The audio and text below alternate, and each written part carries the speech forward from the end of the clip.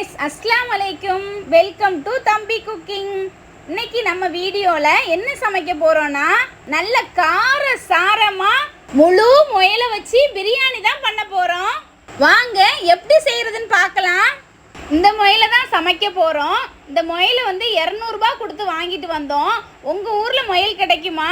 அப்படி கிடைச்சிதுன்னா அந்த முயலோட விலை என்னங்கிறத கமெண்ட்ஸில் சொல்லுங்கள்.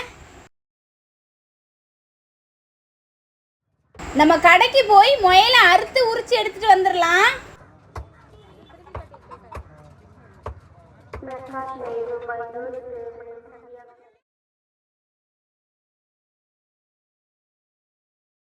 முயலை நல்லா சுத்தமா கழுவி எடுத்துக்கலாம்.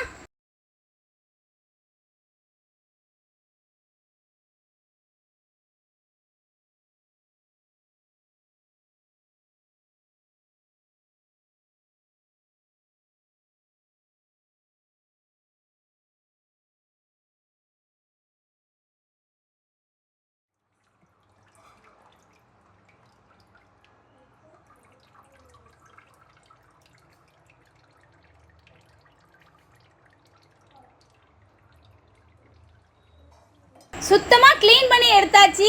கவுச்ச ஸ்மெல் போகிறதுக்காண்டி மஞ்சத்தூள் தடவி இன்னொரு வாட்டி க்ளீன் பண்ணி எடுத்துக்கலாம்.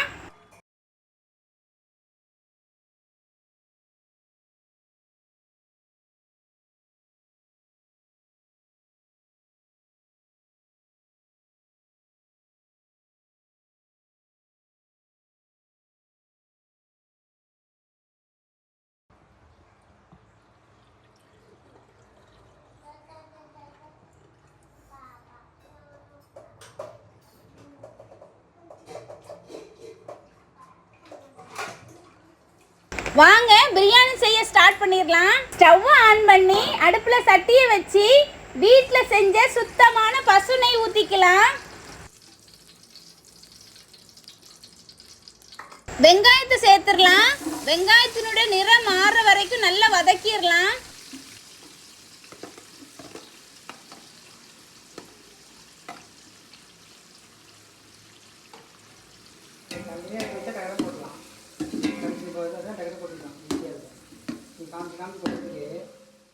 தக்காளி அதில் போட்டு நல்லா வதக்கிடலாம்.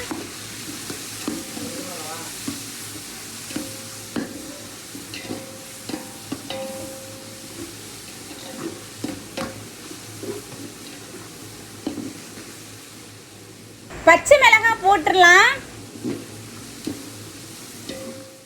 அரைச்சி வச்ச இஞ்சி வெள்ளைப்பூடு பேஸ்ட் சேர்த்துடலாம்.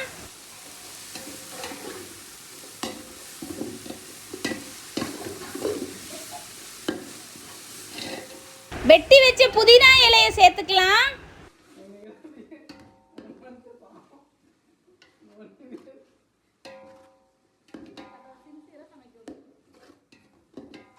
மல்லி இலை சேர்த்துடலாம். பட்டை கிராம் ஏலக்காய் எல்லாமே பொடி பண்ணி வச்ச கரம் மசாலா சேர்த்துடலாம்.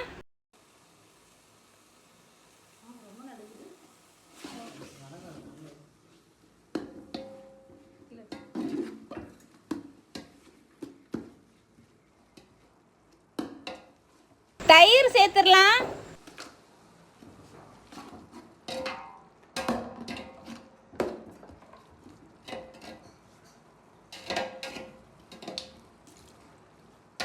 தனி மிளகாய் தூள் 2 டீஸ்பூன் சேர்த்துடலாம்.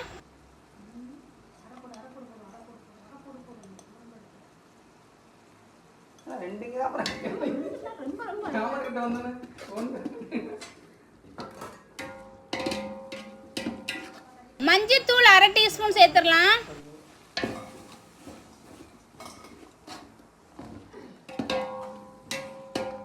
அவிச்சு வச்ச முழு முயலை உள்ள இறக்கிடலாம்.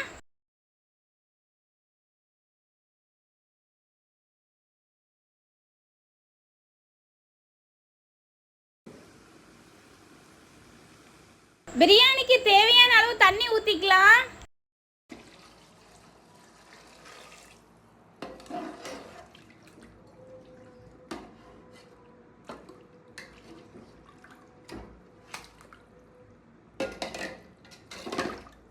தேவையான அளவு உப்பு சேர்த்துடலாம். ஒரு 10 10 நிமிஷம் மூடி வச்சிடலாம். நல்லா கொதி வந்துருச்சு, அரிசி போட்டுடலாம்.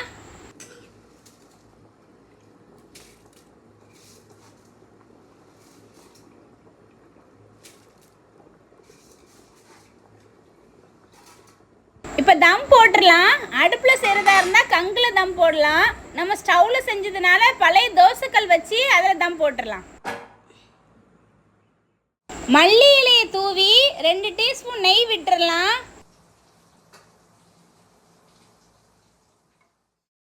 நல்ல கார சாரமாக முழு முயல் தம் பிரியாணி ரெடி கைஸ்.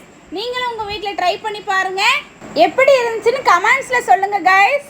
எங்கள் அம்மாவுக்கே பிடிச்சிருந்தா மறக்காமல் லைக் பண்ணுங்கள், சப்ஸ்கிரைப் பண்ணுங்கள்.